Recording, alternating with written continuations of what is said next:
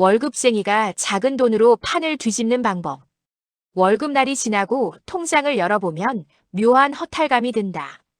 분명 한 달 동안 열심히 일했는데 남아있는 숫자는 생각보다 초라하다. 월급은 들어왔지만 카드값, 대출이자 생활비로 순식간에 흩어지고 나면 이런 생각이 든다. 이렇게 살아서 과연 인생이 바뀔까?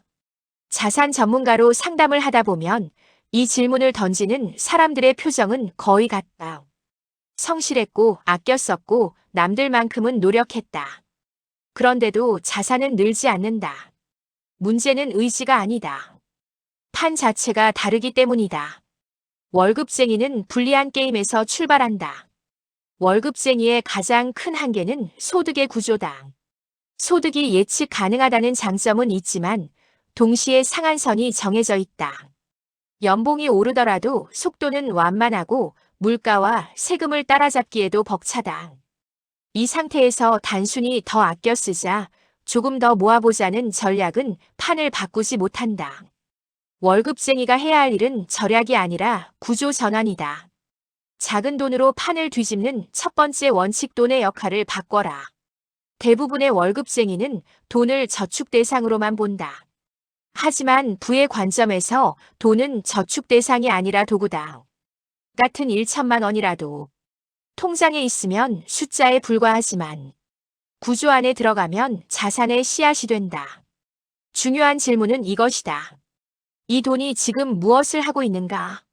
아무 일도 하지 않는 돈은 시간이 갈수록 가난해진다. 두 번째 원칙, 속도를 키우는 지점에 집중하라. 월급쟁이는 자본이 작기 때문에 수익률보다 속도가 중요하다. 큰 돈을 굴리는 사람처럼 안정성만 추구하면 판은 절대 바뀌지 않는다.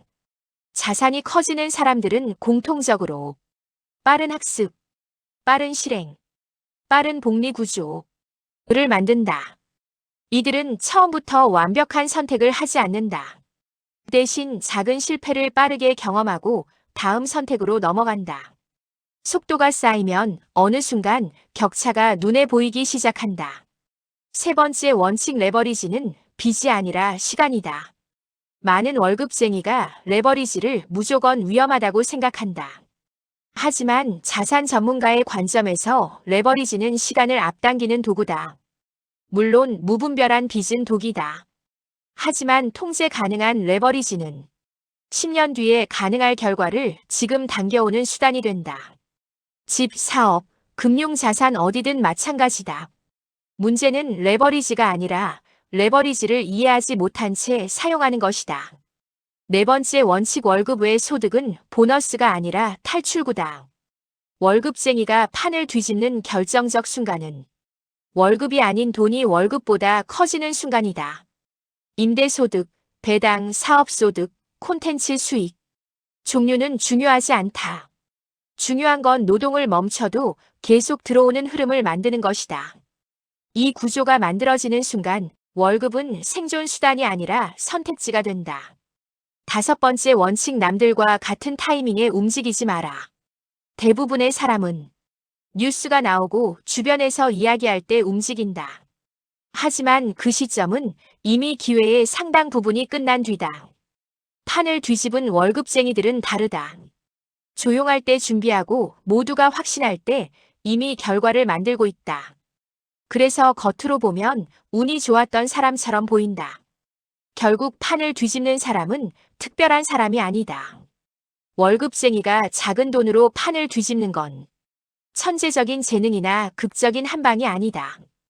돈을 모으는 방식, 돈을 쓰는 기준, 돈을 움직이는 속도, 이 세 가지를 바꾼 결과일 뿐이다.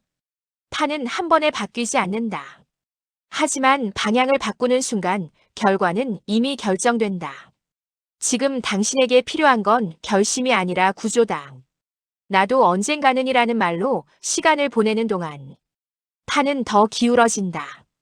지금 당신의 돈은 멈춰 있는가? 아니면 움직이고 있는가? 이 질문에 대한 답이 당신의 5년, 10년 뒤 인생을 만든다. 월급쟁이라서 불리한 게 아니다.